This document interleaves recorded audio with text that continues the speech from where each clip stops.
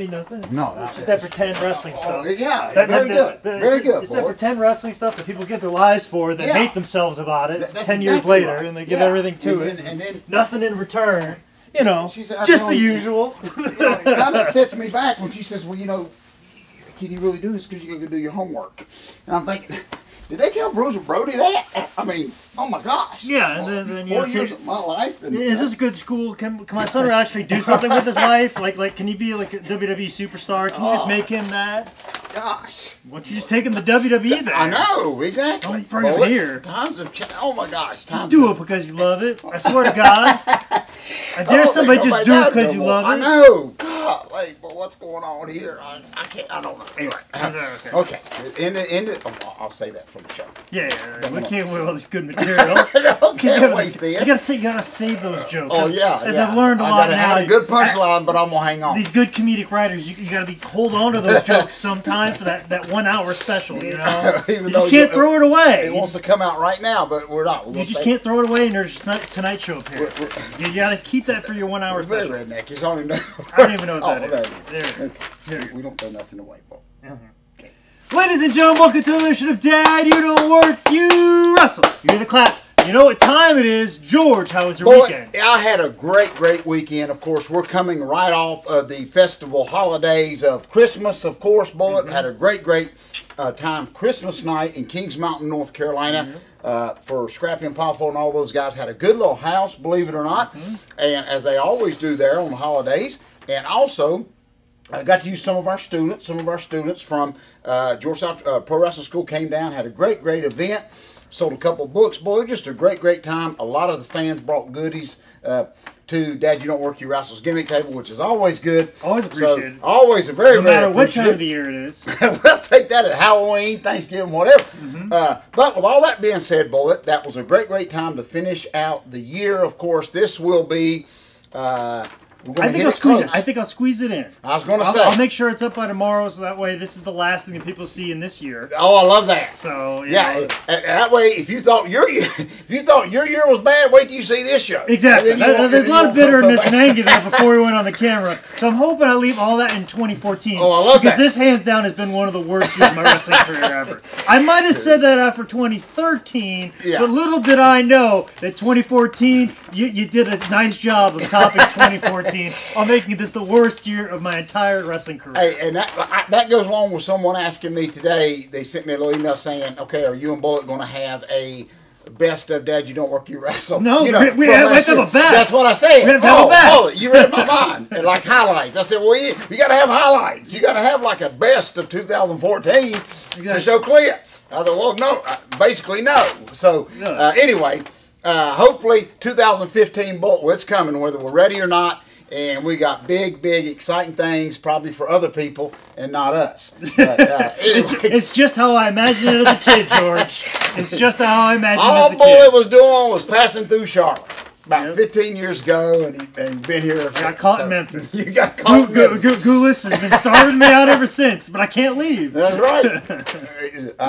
We're sleeping on a mattress like The Rock did before we went to WWF. We just ain't got the call yet. Yeah, but that seems very glamorized. Oh, and I got to add this real quick. Well, I hadn't seen it, but what's everybody talking about on WWE last night? The Road Warrior lookalike or something. Oh, what the heck is that? That's the Ascension. It's actually my... I know it was like a 1980s joke about somebody trying to copy like the Road Warrior. I ain't seen it. Don't know what they're talking about, but I said, well, I'll find out I see what they're trying to do, but they're very nice guys. One of them is married to Chrissy Vane. Another one is a good friend of, of my girlfriend and spent some time in OVW. We were trained by Rip Rogers. Oh, wow. I mean, really good guys and stuff like that. It's one of those things you just hope and dream and you make it there. And certain things happen a certain way. I see what they're trying to do, and there's still potential there. Right. But I don't know if it's on the right track or if it's not there yet or something's not right about it. I know there's a lot of people complaining about it. I know, but I feel like you need to support those guys. I think there's some things that need to be refined what I was yet. Thinking. No. But they do have a very good entrance. They're getting that part done, which is important these days is wrestling. But they're good guys, and they both have a tremendous amount of ability. Yeah, so I love that. Well, thank you. So it's there. It just there's a lot of things I still think needs to be roughed out. Unfortunately, the climate is they throw them out there and let them figure it out. That's exactly right. You figured out on the job training. Well, so I think their backs against the wall a little bit, but they have an opportunity, and a couple. I love that. Have been working very, very, very, very hard. And see, I appreciate you for clearing that up, because that's the first thing when I started hearing, like you said, all this negative stuff. There is a lot of negative out there, but you got to look at the positivity, and people want it to be the way it was in NXT. NXT is a completely different animal, and then you go to that point. I understand we're trying to relate to more of a mass audience, but at the same time, too, you have to still have the elements that brought them to the success that they've had so far. That's exactly right. Because they've had their, and the thing is, they had their back against the wall in NXT. Right. You know, they were just kind of thrown together, and they didn't know how that was going to happen, and they got a good run. They ran with it, so. You know, they've done that before in NXT, so I hope nothing but the best. And that's exactly hopefully they have that same type of pressure. It's the way I feel about the Cowboys this year. That's exactly. I love that. Because how many times have you seen on Facebook people trash Romo? They've trashed the Cowboys. And they've said all these things. My gosh. And I watched the first half of that Washington Redskin game.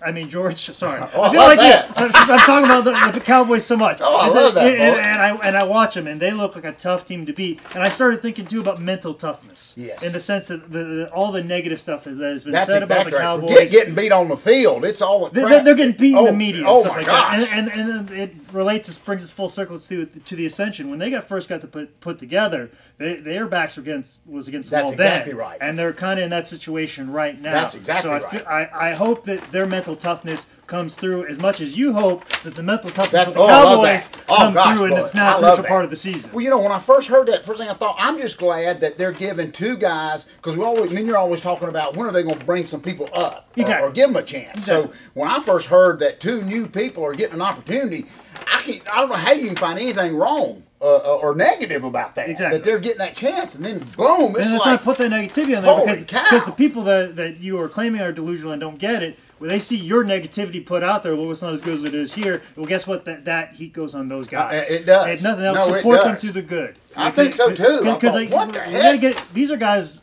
All those guys from NXT, they're fighting for a chance. I've always said it like this, even going back to some of the juicer gimmick or even Lasertron or stuff, early 80s and all that kind of stuff. They're giving it a shot. They are. And I'm thinking, you stupid fans, what do you think we're going to do? Say no? Exactly. Even when they put Mingary, you know, some guy I told you, this guy really ticked me off, and I ain't even going to put him, he'll go and edit it back later. But anyway, someone put the video up of us against the Mulkeys, which I love that time period. It was just so much fun.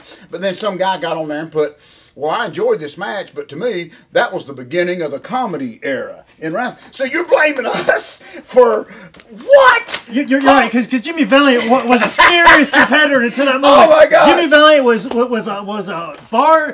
a tape knuckle, angry, Dick the Bruiser type individual. Then he saw the Mulkeys lose, and he goes, I'm gonna start dancing. I'm gonna start dancing. That's exactly right. That's always my defense when people talk about comedy and wrestling. What was Jimmy Valiant there? That's exactly what was Jimmy Valiant there? You explain that to me if you got a problem with comedy. So I just got on and I put, listen, that was the biggest time of Mingary's life. The Mulkeys, the week after that match with us is when they sold out the Midnight Express down in Anderson, with Midnight. They were the hottest thing in the world in the Crockett Cup in Baltimore, the Mulkeys were. And it was just a fun time. So anyway, how he pulled that out of that, I don't know. But anyway, I thank you for adding that, for clearing that up about those guys. I hadn't seen them or anything. But an opportunity, they're getting a shot. There's some elements there. There's probably some stuff that probably needs to be worked out a little bit, but you don't know that until you get put out there. That's exactly right. So hopefully those changes get made, and if they don't, hopefully something better comes along. That's right. How many times have you seen guys get, you look at somebody like a Luke Gallows. Yeah. Got put in something that he may or may not have liked, or he may or may not have pitched, and now look where he is in life and in his career. That's exactly right. He's getting ready to be on one of the biggest shows in the entire world in a few days here. Oh, wow. In the Tokyo Dome, Wrestle Kingdom. One of the biggest shows in the entire year. It's Japan's version of WrestleMania. Yeah, that's right. He's getting ready to wrestle on that. So, wow. You look at something like that. So, when I saw all of that, especially today, about that tag team, without knowing anything, first thing I thought was those poor guys don't stand it. It's like they don't stand a chance with all of that crap that was said about them, Bullet, and that just, I thought, what the heck? Exactly. You're put in that situation, and like you said, what are you going to do? Say no. No. I tried to beat WWE to the punch and put a Boy Scout outfit on. I'd be like, see, I'm willing to do this. Do whatever you want, please. It's right here. It's already in the package. Yeah, exactly. I'm like one of those meals that you see. Those bachelor, those single man meals, as I call them, where you just go you just pull them. What they call them? The Hungry Man. Hungry Man. Yeah, yes. you just put me in the microwave. I'm ready to go. It's got the corn. It's got the gravy. Yeah, it's got the little carrot. It's even got the little dessert. Yeah. Brownie in the same meal, boy. You got all that. Yeah, I'm your single man meal. You know. But I wish those guys good luck, boy. Yeah, I mean, I cannot even imagine being, like you said, imagine being dropped in the middle of something in NXT, but then here, this is a whole different ball game, buddy, and you're put there in front of millions and millions of people, Bullet, and it's just, oh my goodness. Which is supposed to be the most wonderful time of your life, and everybody wants to jump on it. Right. Like what bizarro world do we live in when we see somebody make it and we jump down their throats right away? A lot of people will not remember this, and unless you're a true wrestling fan, but back in Georgia's Championship Wrestling early on, when the Road Warriors were first getting a push, Ole had this idea to bring in the Terminators. A lot of people don't remember them, but he brought in these two guys, nicest guys in the world, and had Jimmy Hart manage them. They called themselves Terminators. But they did not last 2 or 3 weeks. I'm talking early 80s, because everybody automatically started comparing, well, you're not the Road Warrior, you're not all this. And those poor guys and I never heard from them guys. I think one of them stayed around, but the other one just got out of it. But they never stood a chance. I don't understand it. I just hate it. But when they'd already... they ain't gave these guys a chance before they even got a chance to have a chance, Bullet, if that makes sense. Because everyone wants to sit back and be a critic when we could. Everybody spending more time. I guarantee when those guys were wrestling, more people were on their phones tweeting about how bad it was, as opposed to watching it and experiencing it. That's the best way to put it. I think that's kind of a well. See, a that's what right made me mad. Is that's how I heard. It's sad that they didn't give me a chance to hear any good or discover this team for myself. Not even so much that you haven't even had an opportunity to watch it. That's exactly right. Oh my gosh! I feel like it is extremely important not just to read critiques, reviews, tweets, or whatever. It's more important to watch. Yeah. And then form your opinion, and then if you want to critique on it, that's exactly right. That's how I totally agree, and I appreciate that. I wish those guys all the best luck in the world. Well, and I do, man, because it's just an amazing opportunity what should be the most wonderful time of life that you made it to TV. That's exactly right. And the thing is, they did that, and like Pez Whatley used to say, once they put you on TV, they can't take that away. That's exactly right. Once they put you out on their TV, they cannot take that away. That's exactly right. And like I said, you've seen people build careers off that post WWE, but then you'll see people build careers off that in the WWE. Well, so it could go either way for them right now. It sure could. But either way, that was a big moment. But give them a chance. That's what we're saying here. And I just appreciate you clearing that, because I had not seen them, didn't know anything about it. I just know every news feed in America was talking about how bad this was. Like I said, dogging Vince for giving it a try and stuff like that. And I'm thinking, what? It needs to be, like, don't get me wrong, there's things about it that probably need to be refined and updated, but the thing is they're doing it. Yeah. You know what I'm saying? I love that. And they're giving something a shot that they think is right, because you got to remind this is a creative art.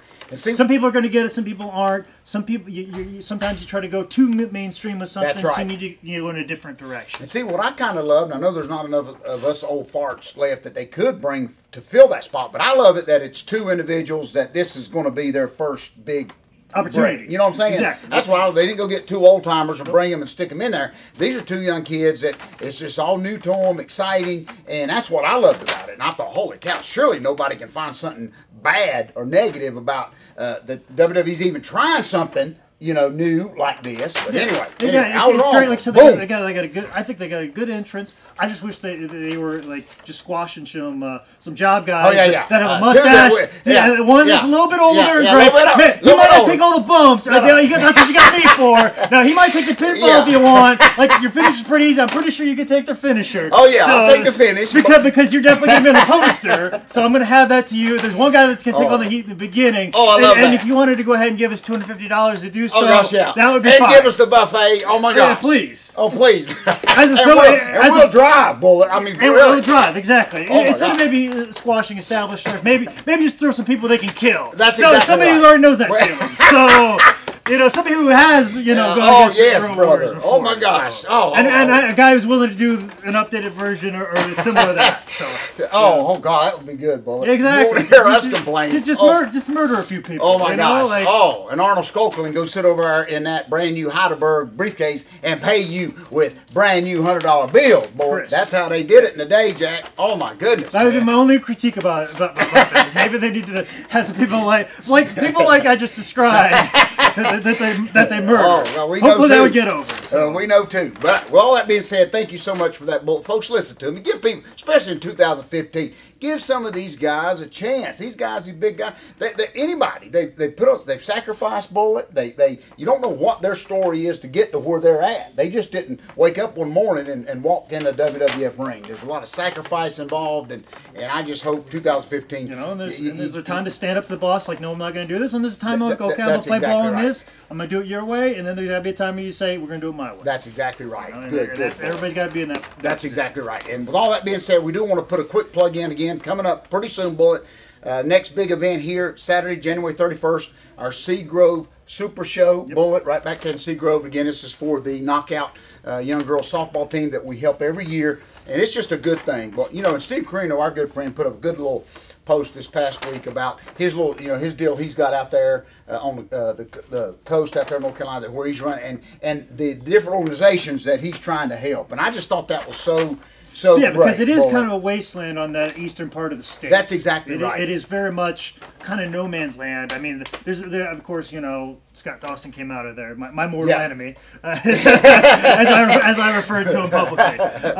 But he came from that area, and of course our buddy Charlie Dreamer came from that area. Yeah. But really, and of course Zane Dawson. But there's only a handful of guys over there. But I can think there's far more over on this part of the state, and just because we're connected to so many things over here. But it is kind of a dead zone, and if anybody's doing anything over there, it gets forgotten. That's exactly right. But there is a lot of opportunity and growth, and I can remember many times wrestling in Jacksonville, and there's like 1,000 wrestling fans there. That's exactly right. So there's a lot of wrestling fans out there, and when you have somebody like a Steve Carino that's willing to be a nucleus of that area, that's exactly hopefully nothing but good things come from that area. And I love it because he's kind of like us in some of our shows. Is every show he tries to find like a little football team, a coach, or an athletic boost, or something, almost like the Hardys and all them, and Shane Helms and all them. They find somebody to help. Is what I'm getting at. Something to get behind. Give it back a little bit. Yeah, give it back a little bit, but also too letting people mainstream know that pro wrestling can do a little bit of good. That's exactly right. I love that. He probably feels the way that we do. Is like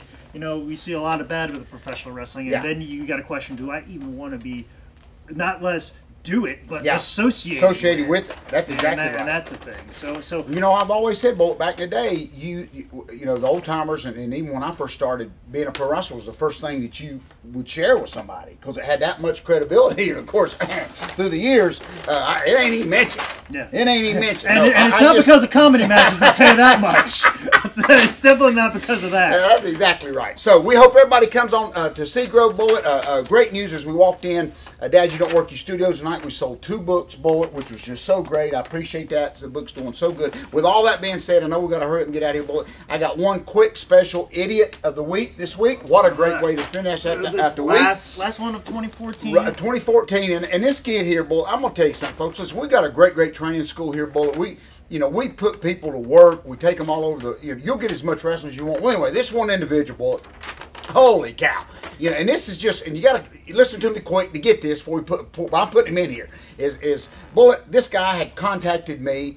I swear to you, probably 20 times this past week. When you get time, give me some information about the school and best school. And I kept telling him, okay, because we had Christmas and all that kind of. The goof even contacted me about 4 times on Christmas Day. Won't know about school. So finally, Bullet, Christmas Day, I just basically wanted to get rid of him for the day. So I just shot him back a quick man. I just threw a figure out there. I swear, Bullet, hoping. Now listen to me, folks. And I love all my students, but hoping that this guy would leave me alone. So I throw this huge figure out there, Bullet. I mean, I said, give me $1,000 up front.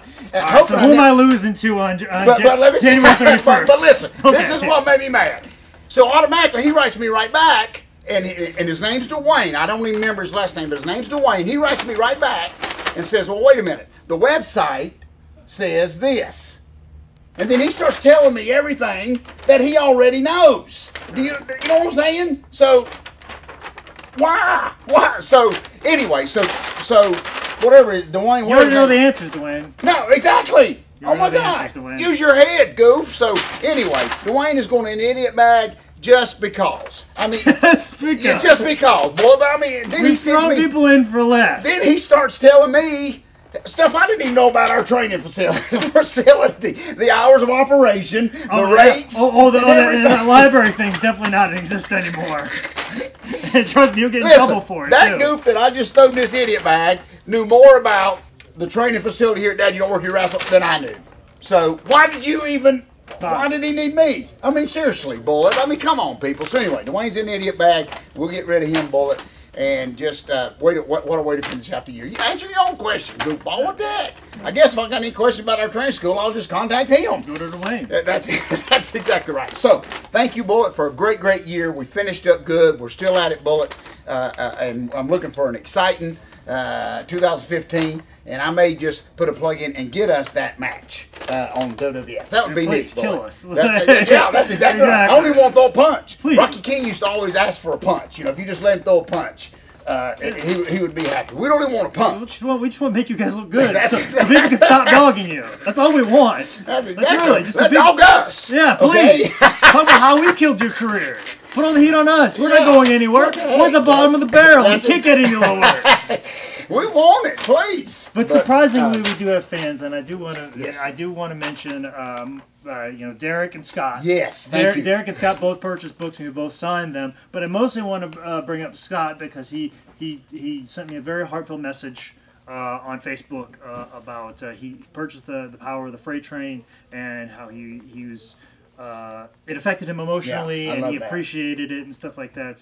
So I appreciate all the, and I have noticed that since we put out the last show where I said the sales have been very good, that a couple people went out and purchased. So I must say thank you. That's right. For my call to action was met. That's right. I love that. And so that's good because I just want the message out there. And like I said, it's great. It is. And there's a lot. And the thing is, there's a lot of if I was Colt Cabana, it would have sold 3 times as many as it would. If I was Cliff Compton, this project would have sold so many more. But I just don't have the social network reach or the fan base for it to be any larger than what it is right now. Right. And I wish it would be more because I feel like Freight Train and the story deserves more. Yeah. So right. I'm just hoping that nothing but good things are coming with that in 2015 as I wait for all these film festival submissions and other things happen with it, and other things happen with me that hopefully that my social media network can reach further. And once again, speaking of social media, I'm available at Manscout Manning on Twitter, but another place on the web that George South is available, or at least his book, is highspots.com, where you can get the second greatest book of all time. Yes, especially thanks to those two guys. But what a great feeling to come in and we autographed 2 books right off the bat. So that's good. That's a good way to start the day. And that's why we give it a little bit better, just to kind of cap off 2014. This is our highlight show, Bullet. Okay, this is our combination highlight. We got a lot of we covered it all in. Thank you, Bullet. Thank you. Once again, this is another edition of Dad, You Don't Work, You Wrestle.